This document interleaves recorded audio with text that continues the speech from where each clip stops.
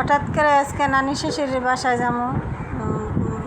Metro ট্রেনে এত jam, মানে এত ভিড় আর ভিড়, মারাত্মক পরিমাণ ভিড় ট্রেনে, বাসের মতন মেট্রোতে সিরিয়াল বাইরা দাঁড়ায় থাকতে হয়। হ্যালো এভরিওয়ান, আসসালামু আলাইকুম। আশা করি সবাই ভালো আছেন। আলহামদুলিল্লাহ, আপনাদের দোয়া ভালোবাসা আমরা অনেক ভালো আছি। আমি এখন রান্না বান্না করতেছি।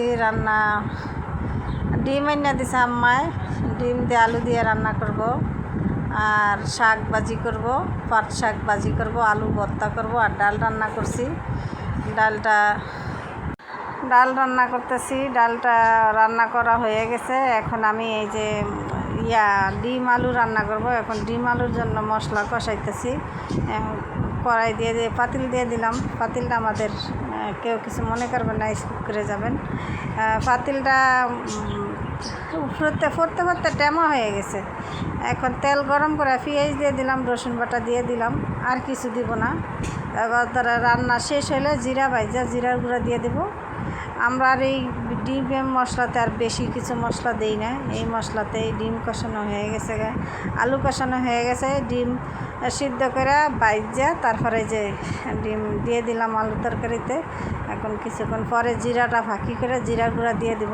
জিরা ফাঁকি করা হয়ে গেছে, ডিম তরকারি হয়ে গেছে।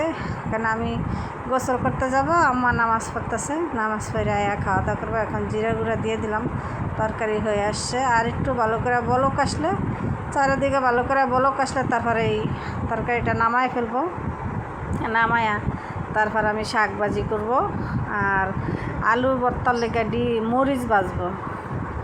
এখানে যে ডিম তরকারিটা হয়ে গেছে আমার, নামায় ফেলবো। এখানে বসে রয়েছি, রান্না করে দাঁড়ায় রয়েছি। দাঁড়ায় থাকতে পা ব্যথা করে। আর এই যে নানি শ্বশুর দেখতে গেছি, ট্রেনে দাঁড়ায় গেছি, আবার দাঁড়ায় আসা লাগছে। বেশিক্ষণ সময় না লাগলো, অনেক সময় লাগে। এখানে এই যে খাওয়া দাওয়া করতেছি আমি আর আম্মা, ঘরে বাসা কেউ নেই, বাচ্চা টাচ্চা। এই শাক ভাজি আর আলু ভর্তা লেছি, আর ডিম নিব, এ দিয়ে খাওয়া দাওয়া করবো। এখন একটু আমি ফেস পাউডার থানাকা দিব। এই আইনা রাখছিলাম, অনেক দিন আগে আনছিলাম, কিন্তু দেওয়া হয় না। এখন একটু দেই আমি মাঝে মাঝে। কালকেতে দেওয়া শুরু করছি, দিয়া যাই, নষ্ট করে তো লাভ নাই, সেই জন্য দিতেছি। এখন দিয়া মুখটা ধুইলাম, আমার মুখটা একদম ফ্রেশ লাগতেছে। আর কি লেগে জানি মেস্তা হয়েছে, কিসের জন্য জানি না। কি আজ কয়েক বছর ধরে, 3-4 বছর ধরে মেস্তা দিয়া মুখটা ভরে যায়। আবার কি দিলে মেস্তা যায়। 2টা ক্রিম আনছিলাম অনলাইনে, কিন্তু ক্রিম 2টা আমার ইয়াতে দিছে। এখন নানি শাশুড়ির বাসা যাইতেছি, যে শাশুড়ি আর আমি 2জনে মিল্লা যাইতেছি। আম্মা একলা যাইতে চায় না, সেই জন্য আমার নিয়ে গেছে। আর বাচ্চারা তাহিদেশা ওরা হয়েছে স্কুলে। এখন আমরা এই অটোতে বসছি, জ্যামের ভিতরে বসে রয়েছি। মিরপুর 10-এ নামছি। এখানে নামার মেট্রো স্টেশনের নিচেই এই এই অটো পাওয়া যায়। অটোতে উঠটা বসছি। এখন অটো সার্চে যাইতেছি, অটো দিয়ে নানি শাশুড়ির বাসায়। আর নানি শাশুড়ি দেখাইলাম না, আপনাদের সাথে শেয়ার করি নেই।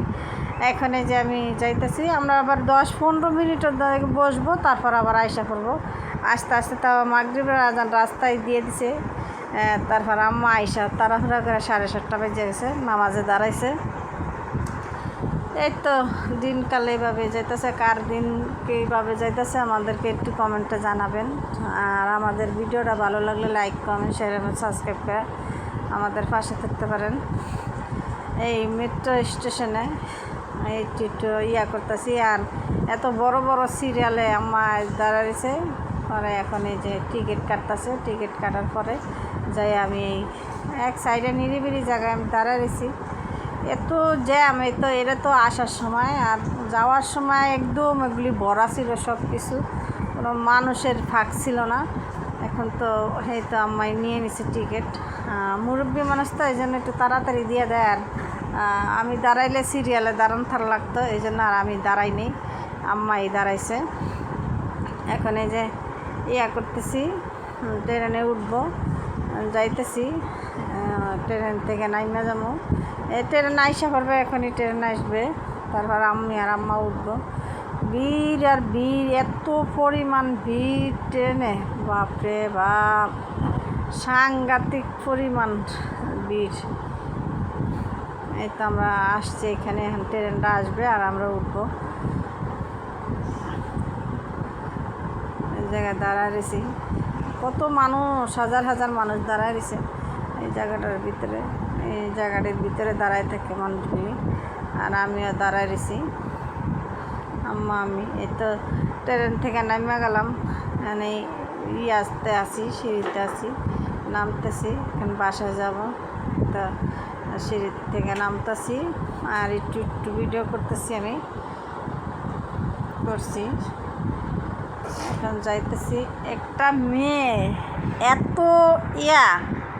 আল্লাহ রে, দেখলে মেয়েরা আমার ভয় লাগছে কালকে। আল্লাহ যেন মানুষে এত না বানায়।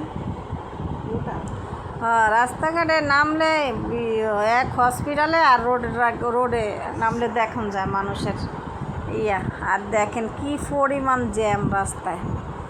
যদি বাসে যাই আর সিএনজিতে যাইতাম তাইলে খবর ছিল, কালকে আসতে আসতে একদম রাইতে 12টা বাজত, এমন অবস্থা। একে ছিল বৃহস্পতিবার, আবার দ্বিতীয় কথা হইল অনেক জ্যাম রাস্তায়, সেই জন্য আমি এতে গেছি।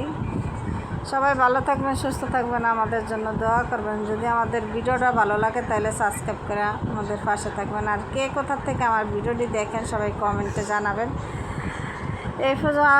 আজকের মতো এই পর্যন্ত, দেখা হবে নতুন একটা ভিডিওর সাথে।